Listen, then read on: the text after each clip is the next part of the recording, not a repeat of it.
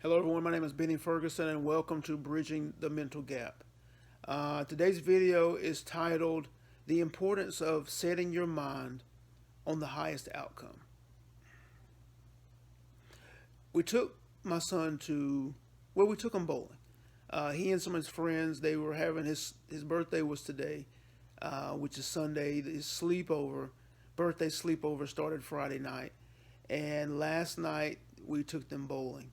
And they had a great time, but sitting observing my son and his friends as they bowled and hung out and had a good time, I noticed that there was unhappiness. Even though they were having a good time, uh, the kids weren't happy that they were terrible at bowling. Most of them sucked. And I watched them as they got their balls, they walked up to the lane and they bowled. And this is not the first time that any of them have bowled. I know that because most of them have been with us bowling before. But the challenge is that no one has set their focus on even bowling well enough to be proud of themselves. And here's what I mean.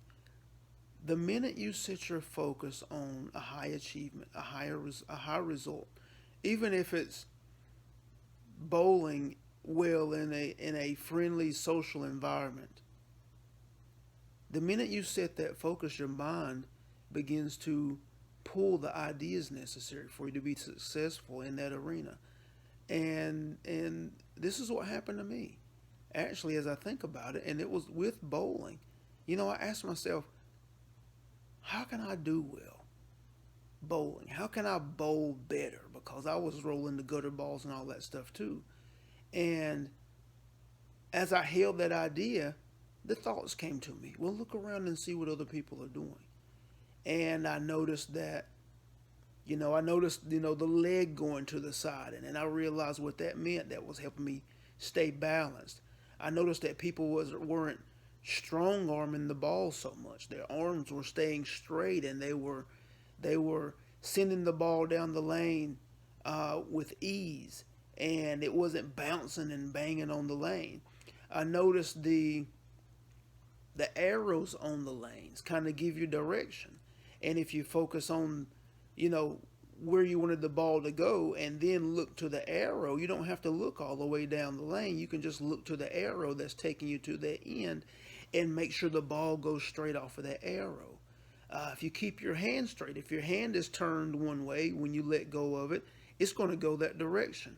If your hand is turned the opposite direction, it's going to go that direction. And, most of the time it's not going to make it to the pins. It's going to end up in the gutter. Your hand has to be straight when you let it go. It has to be a smooth letting go onto the lane. And you want it to go across the arrows, as I mentioned. Whichever arrow takes you to the point on the pins that you want to hit. And, I pulled all of that information to me because I set my focus. I set the focus of my mind on playing a better game, having a better score. It forced me to look and see how the scores were being tallied on the screen up there. And none of the kids were doing this. None of the kids were setting their focus. They were experiencing discomfort at how they were bowling. But nobody knew. Nobody knew or had the thought of setting their focus a little higher. How can I do better? How can I have a better score? How can I get the ball to hit the pins correctly? How can I get more strikes instead of it being a hope when I roll the ball down the lane? How can I be more sure that I'm doing things correctly that will take me to a successful end, that I might get a successful result? And it starts with setting the focus of your mind, setting a higher focus in whatever it is that you're doing, bowling, every area of your life. The higher the focus you set in your mind and the direction that you give your subconscious mind, telling it this is what I want and focusing on it, it begins to pull the information to you. It begins to pull and show you the skills that are required, to show you the technicalities that are acquired. And it's a matter of focus. It's a matter of mentality. It's a matter of you giving the direction to your subconscious mind as to what you want. And the minute you do that and you begin to hold that focus day and night, you're holding it, you're thinking about it, you're considering it when you wake up in the morning, you're considering it when you go to bed at night. This tells your subconscious mind that this is something that is important to you. And when it realizes that, it goes to work for you. It begins to draw the resources that you need in order to reach that end. Now, I will say this. Your subconscious mind doesn't know. It doesn't understand right or wrong, good or bad, what you want or what you don't want. It only knows what you focus on. And that's why you get in your life things you want and things you don't want. Because you have a creative process at work in your mind and body. And that creative process is caused and created and begins with the ideas in your subconscious mind. And your subconscious mind doesn't know the difference between what you want, what you don't want, good, bad, right or wrong. It only knows what you focus on. It only knows what you give it to work on in the form of ideas, feelings, and emotions. That's all it knows.